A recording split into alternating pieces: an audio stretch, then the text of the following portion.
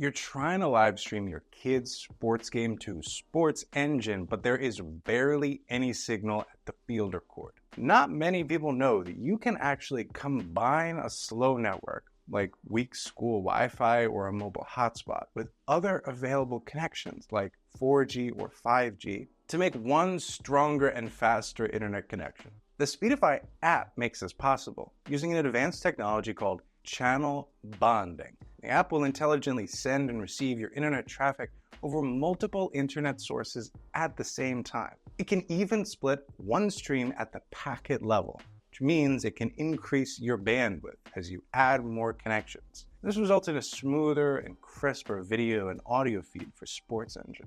But Speedify doesn't only merge your internet connections, it also detects when one of them is weak. And then it seamlessly transfers all your traffic to the stronger connection, so your connection will never drop out. Speedify also has an enhanced streaming mode that will prioritize your stream traffic over everything else to make sure that your SportsEngine streams go on without any interruptions. Speedify is also a powerful VPN, or virtual private network. This encrypts all of your app and web activity to keep you safe and unblock apps and websites on public networks where they may be restricted, like school or field Wi-Fi.